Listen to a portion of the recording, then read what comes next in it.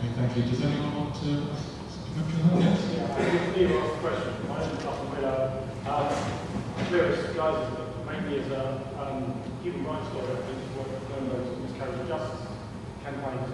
The reason why I asked the question is because you have a tendency to disclose things about MI6, but not to disclose things about MI5. And I wonder whether or not the hint about members and members of MI6 has to rather than MI5.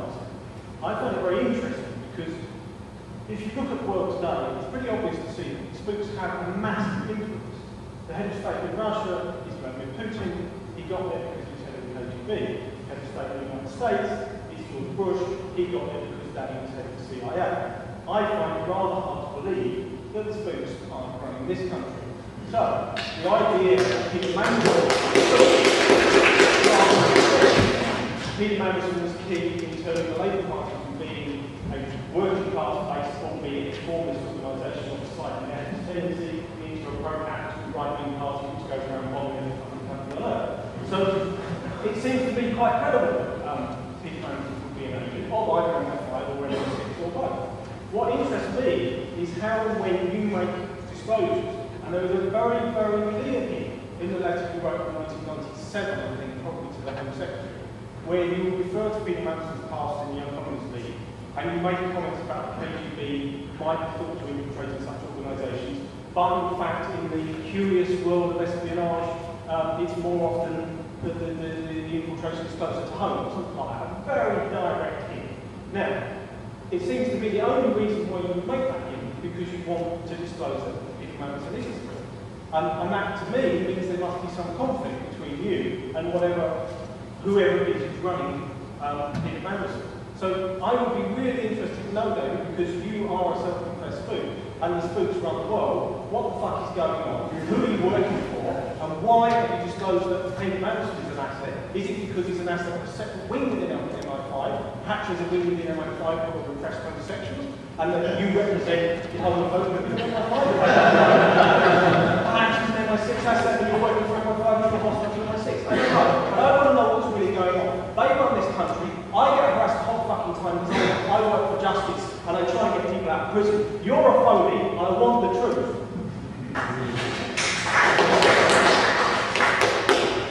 Well, in our book, it details as much as we know about these things. We try to point out where they are using agent provocateur, where they're trying to influence public opinion. We try, as far as possible, to separate fact from speculation. And even then, we don't want to speculate too far from the facts because people will accuse us one way or the other. I'm rather fed up with people like you calling me a phony. If you want to get people out of prison, you want to focus on the Samurai Army and Joe Gottman case that I've been fighting for. You want to look at the stuff in there about our attempts to show when the special branch tried to hold innocent Irish in his prison and we stood up for it. We're trying to expose these things. But what I cannot say, because I don't know for a fact, is whether Peter Mandelson was an agent. I think there are some suspicious things about his career, certainly. But I do not know one way or the other. Now, the thing about Tony Blair, I was told he was an MI5 agent. I wanted to put that in a book, I couldn't. My publishing lawyers wouldn't let me. I argued for it to be there, but I'll happily show anybody that our draft of that and supporting information we tried to gather for it. You're absolutely right, it raises enormous questions about Blair's role. And I agree with you, the world is run by the intelligence services, and that's why I'm standing here, and that's why I'm protesting on behalf of innocent victims of the intelligence services, because I want to stop that happening, I want to expose this. But we're not going to expose it if we have people like you denouncing me and trying to discourage people from supporting the campaign. That's what the services want. That works in their favour. Would you like to come back on that? Well, yeah, I mean, if we want to explore it further, I mean, I worked for 10 years at Burnberg's, including Gareth Pearce. I've also said in the book, of course, that Burnberg has a file. I mean, you know. Yeah, exactly. Right? We've all got files. You worked for MI5. You were in F branch. You were in various organisations. You could disclose everything. Yes, you might go to prison, but you worked for them. You joined them. You decided to do it. They're the enemy. They've been spying on us for years. Come clean, tell us every single thing you know, and I will back you all the way. All you do is come out with bits and pieces when it suits you and when it suits others. You're not representing anyone.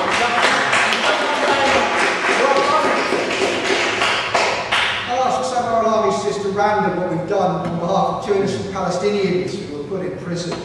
Ask the Libyans what we've done to campaign for people who were killed by MI6 funding terrorism against them. Ask them what they think about the whole situation. And I've tried to say as much as I can about MI5 and MI6 in those books. There's blacked out bits in there, there's libel laws in this country, but I will happily talk to you about the bits I couldn't put in the book, if that would make you happier. And I'd say I don't think we should be creating division amongst each other. There is enough people suffering in the world at the moment as a result of organisations attacking each other. We need to stand together and make sure that the intelligence service is not allowed to carry on doing this. And I would suggest that being high profile and calling in the book as I do for a total reform of the services to make them democratic and accountable is the way forward, to be constructive in our criticism. But we will not do that if we're fighting with each other. Yeah, a few things. I mean, first of all, Russell was quite right, the Peter Mandelson thing.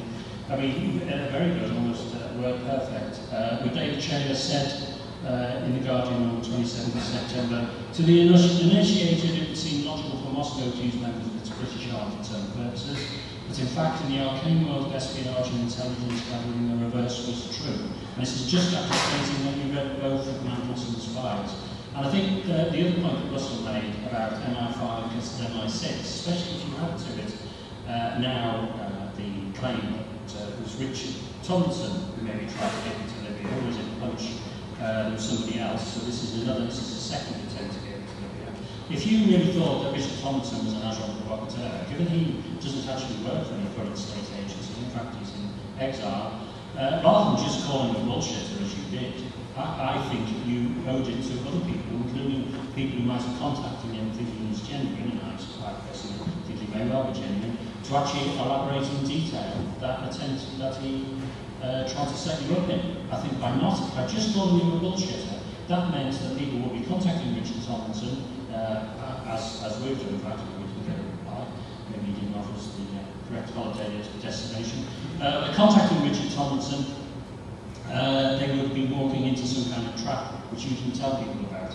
And you can't say that that's due to the Official Secrets Act. And I think this 5 versus 6 thing is quite important, it's quite competitive. We go on and on about MI6 could have had a hand in assassinating Princess Diana. That's after you've taken up Tomlinson's ideas, and there is nothing new in your book. It's Tomlinson plus Oswald de Winter. And the idea that you worked for Mohammed Al-Fayed, you worked for Punch magazine, and 2 years after his son died, this man hadn't impressed his ideas and arguments upon you, I do not find credible. Would you like to come back on any of that? Yeah, there's a lot of things there. As I say, at the time, I was saying Tomlinson did try to slow down the river. I do believe a lot of stuff in his book is not true. And I'm not the only person to say that. A lot of other journalists have said exactly the same thing.